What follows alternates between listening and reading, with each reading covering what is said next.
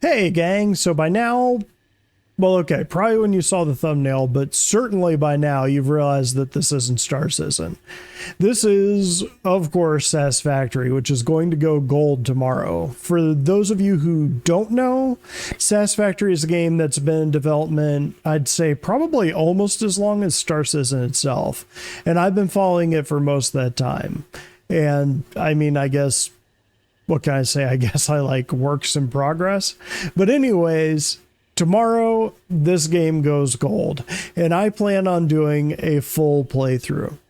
A lot like when Starfield was about to drop and I was about to do a playthrough of that game, I felt like I could do a quick vid on what I'm expecting from the game and my plans for this playthrough of what will be the real game. So if that sounds good, let's get this.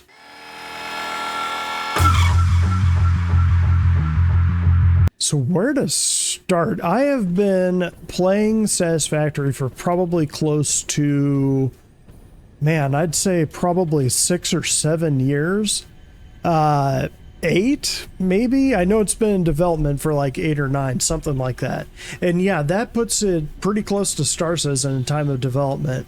But the Coffee Stain devs went a slightly different route, pumping out a working product to start with and then just building off of that. With me, once I heard that the game was going gold, rather than just waiting for the game to come out or building on my existing playthrough, which I think is up to like 1,200 hours now or something like that, I decided to start from scratch just to kind of remind myself of some of the issues that happened in the early game, and boy did I forget a lot.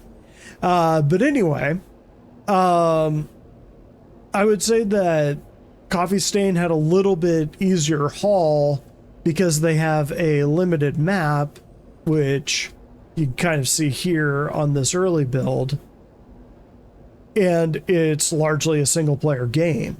So MechWarrior Online and this game were largely the two games that held my attention the most while I was waiting for Star Citizen to come along, to the point where the gameplay was actually engaging enough for more than a week or two. So I'd say Star Citizen probably passed that mark a couple years back. And relaying message. Hello, this is maternal figure. I have taken ill and need your help to find a cure. Doctors say that the only remedy is alien artifacts. so we're going to talk about the story in a second, but let's get away from that Mercer sphere. So yeah, I'd say Star Citizen probably passed that mark a couple years back, where you could actually jump in and there'd be more than 2 weeks of content. By the time the next patch would drop, you'd be ready for it and you'd still be playing. There wasn't a gap. You wouldn't play for 2 weeks and then wait 2 months for the next patch to come out. But even now, I find myself bopping back to Satisfactory relatively often. Just every playthrough leaves you with that sense that you could have done this thing or that thing just a little bit better, a little more efficient, or you could have started in this place or that place, or built a factory here or there, or just made the buildings more pretty. Like, you'll see some of the content creators will just make something incredible and you're saying, wow, I want to try that on my build. And usually what happens is that you'll get hours or days or probably even weeks into a playthrough and you'll start having these thoughts. And then you'll realize that it would probably be easier to just restart the game fresh than to try to tear everything you've built down and then rebuild it. This game kind of hacks your brain that way.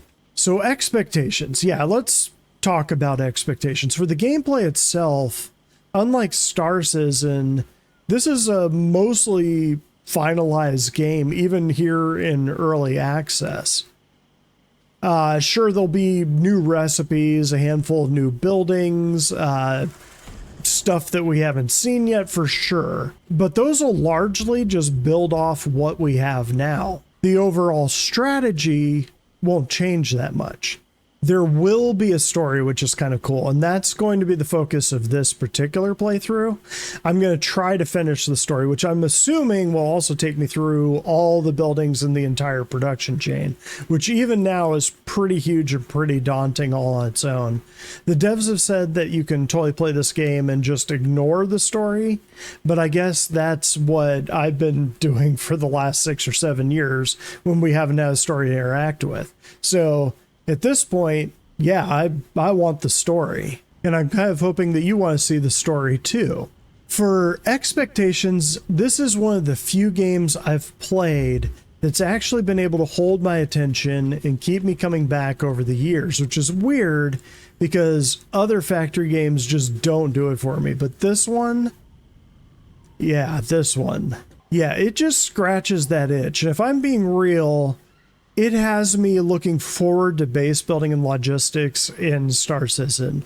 While I don't think Star Citizen will get as crazy as this game gets, at least I sure hope it doesn't, I'd be surprised if there aren't CIG devs who also play this game and are taking notes.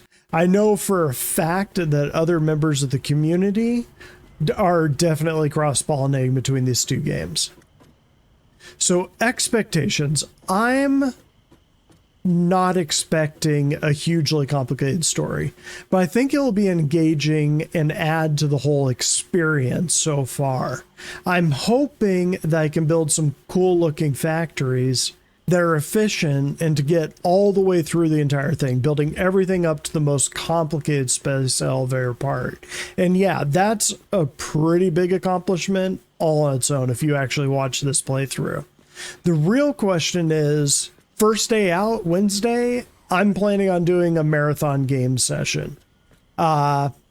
Since I have Wednesday off. The real question is if I go live on Wednesday or if I just put together a shorter edited version, kind of like what I did with Cyberpunk. I'm leaning towards the latter, just an edited version so you can kind of see the end product in a couple parts as I'm going through it. But if you all want to see the full playthrough, or it won't be the full playthrough, it'll just be up to getting coal power working, which is where your factory first gets automated. But even that will probably take like 3 to 6 hours. Anyway, I'll do a playthrough for 6 hours and just wherever I'm at, that's where it goes. Let me know down in the comments, and yeah, I'll go the way that you guys want. If I don't really get any comments, then I'll just release an edited version. Until then, yeah, I'll be studying the map and trying to figure out where I want to start this time. Well, guys, catch me next time.